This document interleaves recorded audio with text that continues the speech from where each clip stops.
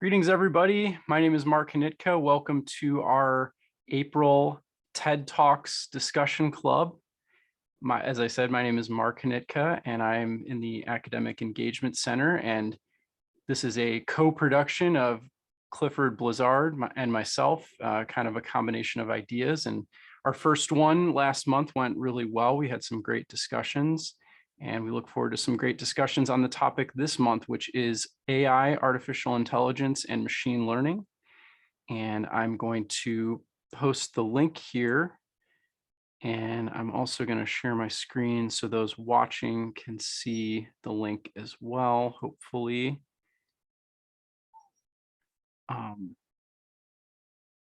It is right there, but hopefully the chat will also be preserved in the recording. But this video is entitled, and it's on TED's channel, What Happens When Our Computers Get Smarter Than We Are, by Nick Bostrom. And this is a little old, but I think it's a really great foundational video on artificial intelligence and some of the challenges and concerns that it might pose and how we might go about addressing those so that the contribution of artificial intelligence to humanity and society is overall positive. So we will pause the recording now, and you can all follow that link and watch, and then come back when you are done and give me a green check mark.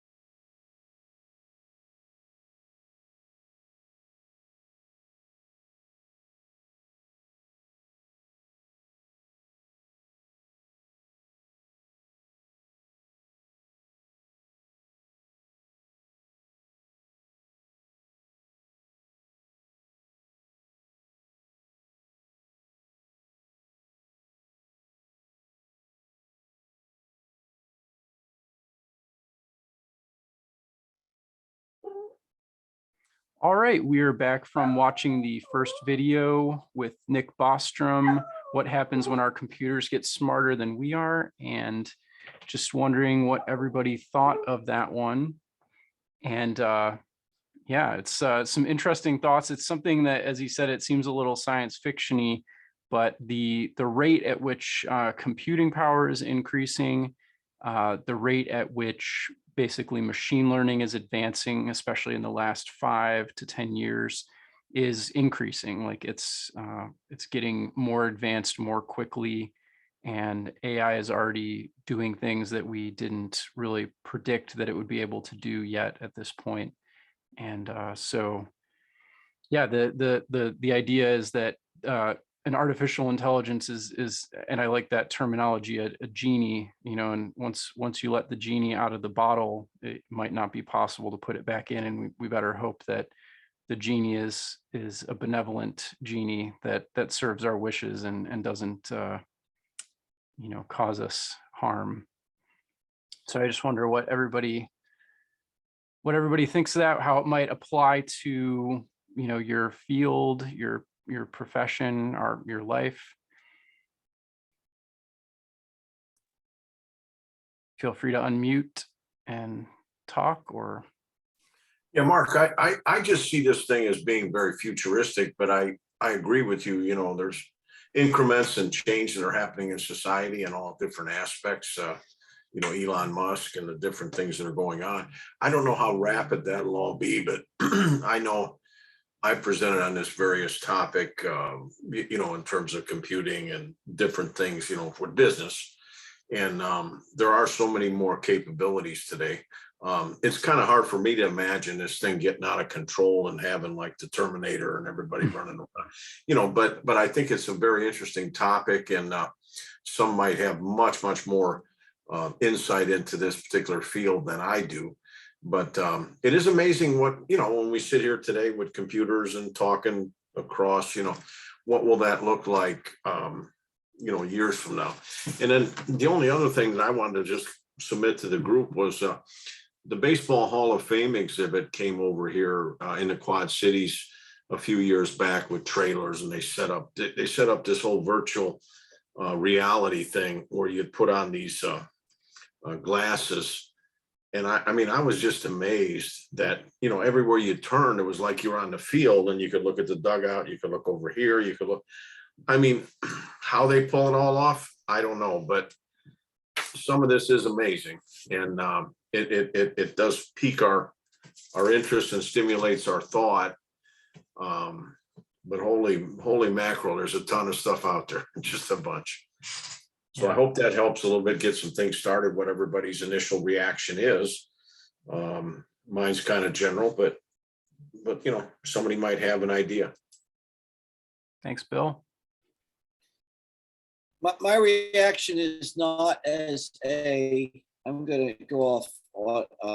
I'm having some internet issues here, so I'm going to go off video to speak. But my concern from another interesting perspective, that of climate change, the degree to which the human mind, I've found, is not capable of grasping nonlinear processes. It's very difficult, even in the face of evidence, to the effect that the change is nonlinear, to accept that a change is nonlinear. We still struggle today. We look at the amount of sea level rise in the past few decades, and it's still measured, well, I'm going to be scientific here and say measured on the scale of centimeters. I refuse to use inches. But it's measured on the scale of centimeters, and it seems relatively innocuous. Well, you know, you don't want to live right on the beach. Well, no, you probably don't want to live in Miami. I'm sorry if you do live in Miami right now, but I'm going to pick up Miami for a moment. One of my favorite images from not long ago was an octopus that came up through a parking garage, a lower level of a parking garage in Miami during a routine tide event. This wasn't even like a storm flood. This was tide. So we're seeing nonlinear changes, but we still can't grasp them. So my temptation is initially to follow Bill's and say, you know, I see what's happened in the last 50 years. We've certainly come a long way from the things I had. I mean, to me, when I was growing up, a computer was Atari, Pong. I mean, that was like the height of computer technology. It was so cool to go to a friend's house and play Pong. And now I look at where we are and I kind of take for granted the way it's completely transformed. Computers and the internet have transformed the way we do business, the way we think, and the way we live. And would I have been able to predict this 50 years ago? But then I think, wow, if it's nonlinear, if we're picking up even more rapidly now, then the changes in 50 years, maybe they're going to be in the next 25 equivalent dramatic change, 25 years or less. So that makes it kind of scary to think about what this could mean. So I'm a little worried because these are the kinds of things we're not good at thinking about. And they're exactly the kinds of things, along with climate change, that we really need to be taking into consideration. And how do we communicate nonlinear processes that accelerate over time rather than staying the same over time, same rate? I don't know how to do that. And that's a weakness of human intelligence, in my opinion. Right. Thanks for sharing, Clifford. Yeah, and I think that the accelerating rate, it has a lot to do with the concept of positive feedback loops, which is not always positive, but it just means that something that is happening in the system that it's causing then the system to get stronger. So like in climate change, the more ice that melts in polar regions, ice caps on mountains, the more darker surfaces are exposed, or the ocean, if ocean ice melts, and darker surfaces absorb more heat, infrared radiation from the sun than ice, which tends to reflect. It's very light colored and it reflects. So that's a positive feedback loop. The warmer it gets, the more ice melts and the less ice accumulates, and therefore it leads to more warming. So that's a positive feedback loop. With artificial intelligence and computing power, it's almost the more advanced our technology becomes, the more that facilitates then the technology improving even more, because we have the more computing power we have, the more we're able to solve problems, which lead to more advances in technology. And that's been borne out, over the last 50, since the invention of the computer, basically. Yeah. Melissa, my daughter, who's now 12, could not fathom dial-up internet. Yes, I feel like in my childhood, mid to late childhood, we had dial-up, and then when we finally got cable-based internet, it was such a difference and such a beneficial and change. when I was growing up, I would wait every day for the mailman to arrive. Yeah. So Ava, forgive me too if I mispronounce any names here, says, I feel the smarter computers get, the lazier humans get.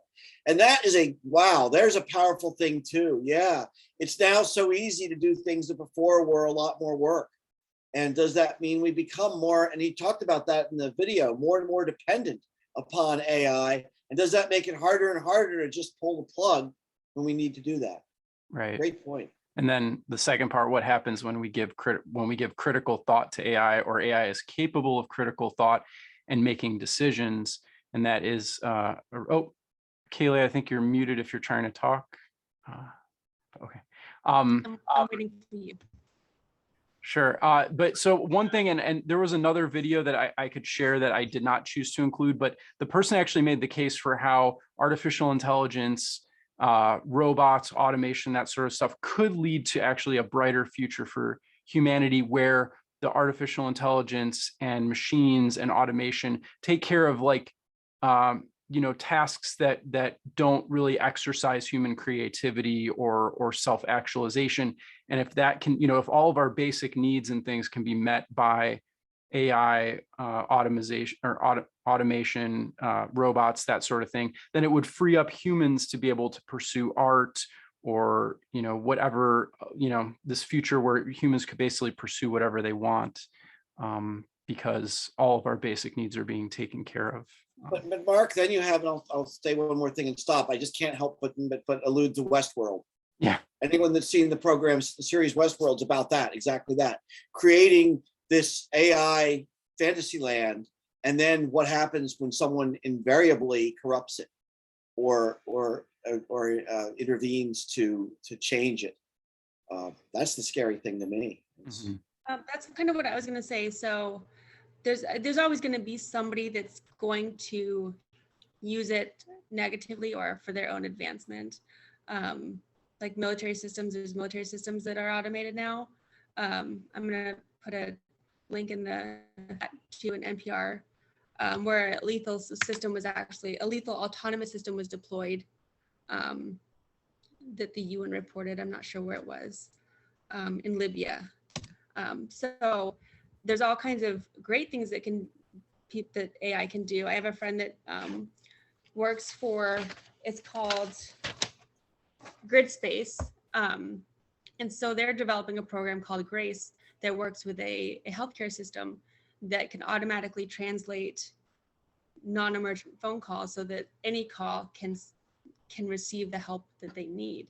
But at the same time, you do have these things that it can be used effectively. Yeah, that's a great point, Kaylee. And that is and we're seeing the unfortunate conflict in Ukraine right now, and drones, mostly still human controlled drones, are playing a much bigger factor than in any other conflict. But I think there are even some drones that are possibly being deployed that basically are deployed and then they have some amount of self-guidance, or they can basically search for certain types of targets like vehicles or enemy troops or things like that. So go ahead, Yeah, Kaylee. so they do have both. There's different levels of autonomous. Laws is the lethal autonomous weapon system. That is the fully autonomous system that is now being seen being deployed. So earlier systems, they have some sort of computing system or some sort of software that analyzes, like the ones that were used in the Middle East. They analyze movements and contacts, and they have a wide algorithm of what they compute and what they analyze. But they have a person behind them, even if they are across the world. Thank you for sharing, Kaylee.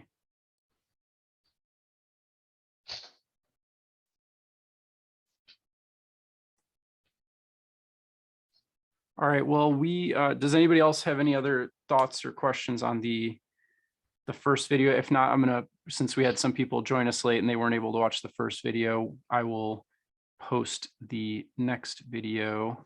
And if we do have time at the end, I have one more in reserve just in case we have time. This one is 5 minutes and 55 seconds, and it's a little bit more of a current applications, and I would say more positive and relevant. So this is the link.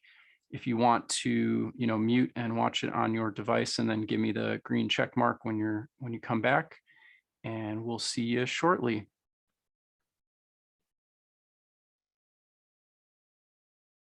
Hello, and sorry. So for those who are watching the recording, the video is How AI Can Help Shatter Barriers to Equality by Jamila Gordon, Jamila Gordon, Gordon.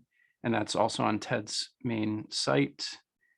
And yeah, just wanted to open it up to what everyone thought about those applications. And those are things that are happening right now, are possible. And yeah, just what you think, or if you've seen any other applications of artificial intelligence that you think are beneficial and hopefully leading to more productivity, more safety, and better outcomes.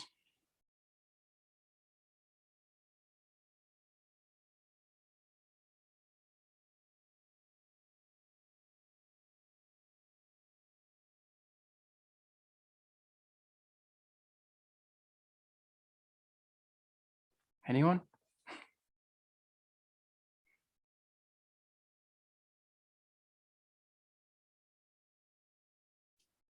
Michael said in the chat, I think predictive technology is one of the useful ways that it's being used now.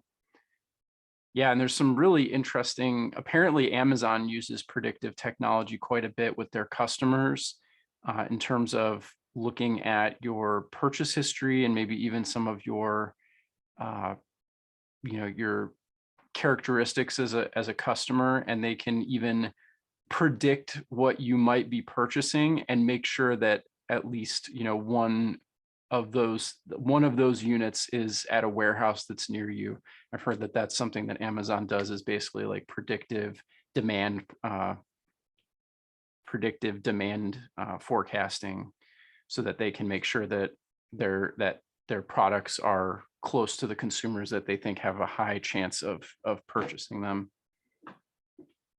Amber said what she spoke about reminded me of when I communicated with a Russian through a translation app on his phone. Yeah, and that's it's free. Google Translate. There's a web-based app, but there's also a phone-based app that you can download. And I used it in 2018 when I went to Japan, and it was a little bit rough, but you could actually even use your phone camera to look at written text, and the phone would identify it and then translate it real time on the phone. Or you could type in or say things and then have it translate, and then either have it in written format on your phone, or you could have it play the recorded audio. And I had mixed results, but that was in 2018, but it was certainly better than not having any way to communicate in certain circumstances, or not have any way to read signage or language or that sort of thing. Ava, great example of advancement. I could never have imagined this growing up, communicating with others when we don't speak the same language. It's amazing how far we've already come. Oh yeah, so does Facebook and Instagram as well. Amber said so does Facebook. And yeah, that is really nice, where I'm in some groups with people who speak a lot of French, and I speak a tiny bit of French, but not enough to follow a whole complicated conversation. So sometimes I try my hand at seeing what I can pull out of it, and then I use Facebook's translate feature, which is usually pretty good, except for some words that are kind of slang or idioms, things like that don't translate quite as well. Clifford, better than Babelfish in the ear for those Douglas Adams Hitchhiker's Guide to the Galaxy fans. Yeah, the Hitchhiker's Guide to the Galaxy. It's a silly. If those who haven't seen, if you're into science fiction, it's a charmingly silly series. Douglas Adams was a wonderful writer, and it's many years old now, decades old. But he had a scenario where you get this put this fish in your ear, and it would translate various languages. And he had a silly explanation for how that worked. But anyway, it's a step up definitely from that. But that kind of idea, I think about Universal Translator, back to Star Trek and all too. Of course, we could have a whole evening talking about how Star Trek predicted a lot of things that have come to be. But it is amazing to be thinking now of breaking down barriers in communication with AI. That's fantastic.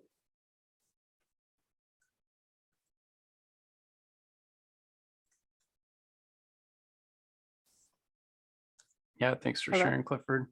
Go ahead. Oh, I'm sorry. I wasn't sure if you guys can hear me or not. Yeah, we can now. My name is Melissa. Okay.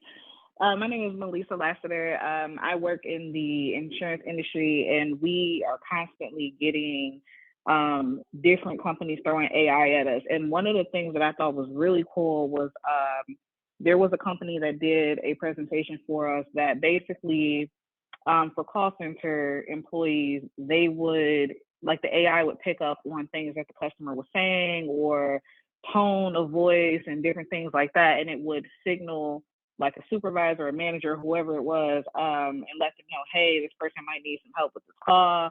Of course, obviously working in insurance, we deal with things from like the normal fender bender to more serious things where we have fatalities and things like that. So you could train the AI to pick up on things like, oh, ambulance or fatality or whatever was coming out of the conversation, and let the supervisor know, hey, this person might need some help with this call. So I thought that was pretty cool, in a way to kind of help out, seeing AI in a positive light of, hey, you know, let's try to help the people who are taking these calls and trying to deliver that human approach, but then also, like I said, using that AI to kind of be like, okay, you know, you might not actually hear this. Yeah, that's a great example. Thank you for sharing that, Melissa. That's really fascinating. I know the insurance industry is very on top of a lot of trends and utilizing technology, and Clifford mentioned climate change before. That I think the insurance industry is on top of that as well, because it all factors into what types of expected losses, people are going to incur. And I think that a lot of this AI technology could probably help insurance companies and many other companies predict kind of optimal ways of doing things, or projected losses or revenues from different actions. So that's really interesting. And so you said that was a vendor that was basically pitching that, but your company did not necessarily sign up for that, but that's something that they offer that exists. Yeah, they're kind of like, so I think some parts of the company are already using the technology. Claims is like, when it comes to us, we are a little, at the company I work for, they're a little bit slower to the pitch when it comes to certain things with technology, but it's something that they're considering like within the next couple of years to kind of help out, because again, I've supervised in the call center as well too, specifically with new hires, and they are terrified. Like, we put them out onto the phones, even though that, they have a support system between myself, the mentors that are helping. But I tell everyone, I say, you deal with some situations that happen on a day-to-day basis, but there is no good way to tell you like how to deal with a fatality. And those are the calls that they normally are tripping over themselves, trying to figure out what to do. And sometimes, like I said, we don't know that that's going on, like if we're sitting in a meeting or something like that. So I thought it was pretty cool. And they are looking at getting into that program within the next couple of years for claims. And then even with the predictive modeling for like storm events, it's really fascinating to me, because I never thought I would be like a storm watcher, catcher.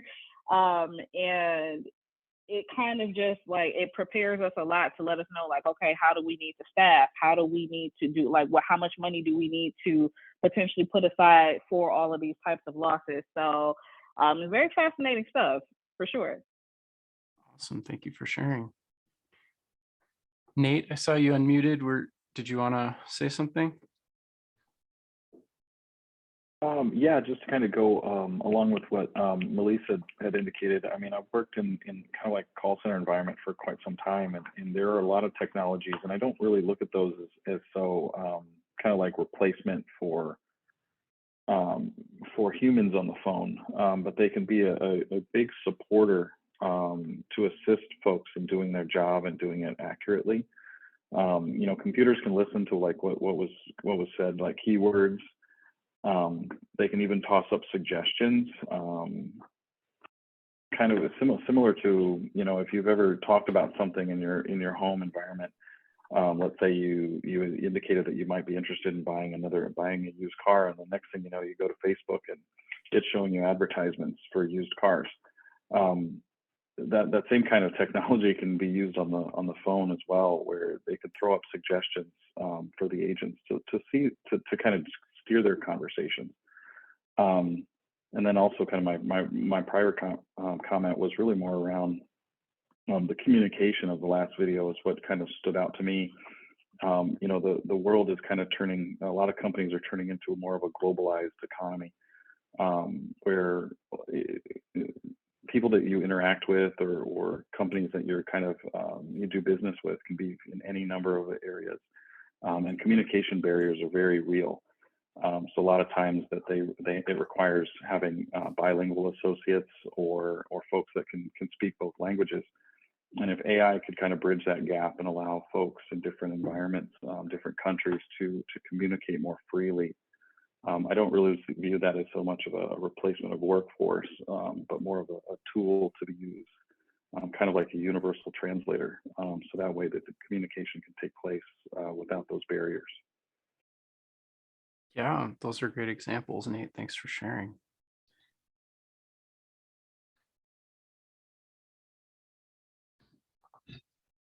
Mark, this is Mike. I just wanted to kind of like see if I can maybe take this in a different direction and just get some thoughts on it. I mean, so disclaimers, I work in technology and we actually use a little bit of AI for predictive analysis of trying to detect when network outages or failures might occur in our network. But I guess looking back at this like 15 years ago when AI was first being discussed, and talked about, I remember listening to an early digital ethicist, I guess, talking about how, when computers were first kind of introduced to the workplace, we were using the technology to get us to the moon and solve big problems. And then, 30 years later, fast forward, his kind of a joke at the conference was, now they're used to get people to click on ads.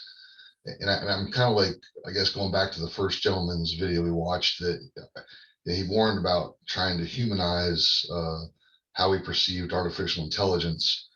But I think that may be off track. I mean, artificial intelligence is created by human algorithms. And I question if the greatest threat isn't more because, most everything that is advancements in technology is financially motivated. If the problem isn't really what the AI does, but what the AI is used for, as more and more countries, reduce their R&D budgets to do public service type research, is it going to be people trying to predict what we're going to buy next, or, God forbid, find some way to breach security? That might be the things we should fear about AI more than the technology itself.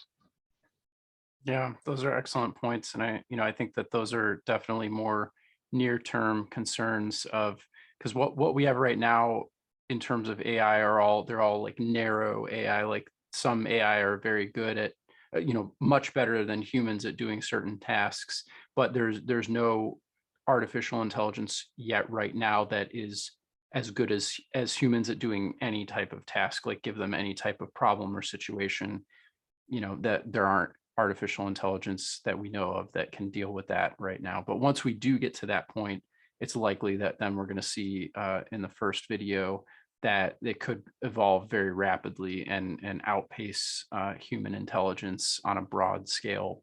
But yeah, certainly even the types of AI that we have right now could be used in harmful ways, either just from a profit motive or, to malicious ends, which I'm sure there are stories of already. But yeah, and that's, I think why, we need to make sure that we have good governance and oversight of these types of issues, at a state, national, and global level, to make sure that it's not being used in harmful ways, or that that's being mitigated in some way. Well, we are almost to the end of our time. Does anybody else have any thoughts they'd like to share? I did post, and Clifford, thank you for posting if you're in the honors program and you want to use this towards your hours for the PLA credit requirement, Clifford posted the link. And I also posted a link. We don't have time for it, but it's a really interesting, there's a lot of AI chatbots out there, which I think people are starting to see more and more, like in terms of a customer service tool. But that one is kind of a generalized AI chatbot. And I think I don't know if it's free or if it's something that you have to pay for, but many people have made videos about it, using it. I think it's called GPT-3. I'm not sure exactly what that stands for, but in the video, the person basically asks the AI a bunch of different questions, kind of tries to trip it up, and the AI responds and talks. And you can kind of tell, you can tell that it's not a human that is responding, but it is quite interesting to see where kind of AI chat bots or like chat intelligence is at. It's pretty interesting. Mark, I had to post a little article here, and there's more if you are interested in this, about Ask Eliza, which I actually experienced when I was back in school on a field trip to see the computing power of the University of Pennsylvania, which at the time consisted of this immense room with people pushing punch cards into numerical punch cards into and out of the machine. And then there was a room full of terminals where you could speak and respond to Eliza, a chatbot. And she's about the first chatbot ever, just about. We're talking about late 1970s right now. So chatbots have been with us for quite a while. It's really kind of interesting. This is back on Tandy Radio Shack for those that really are prehistoric like me out there. So anyway, it's been around for a while. Awesome. Thanks for sharing, Clifford. And yeah, it just shows, how far things have come in that intervening time. Teaching kids social skills. Sounds neat. Fantastic. Well, thank you everyone for coming tonight. What is that? I'll put you on the spot. Mark, do you know what happened to know what next month is? That Next is a month's good topic.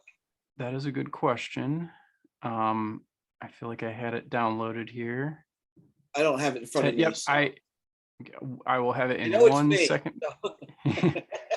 Yeah, you should. May 11th, and it will be global issues. It will be the same time, 5 to 6 p.m. Mountain Time, or if you're in Eastern Time, as we are. So It'll global be- issues, we'll leave it nice and vague. There's plenty of those going on. We can all think of a few right now. So who knows what I'll pick, but I'm looking forward to seeing all of you here. And thank you all so much for coming. Have a Yeah. wonderful evening, everyone. And we'll see you again next month. Thank you, everybody. You're very welcome.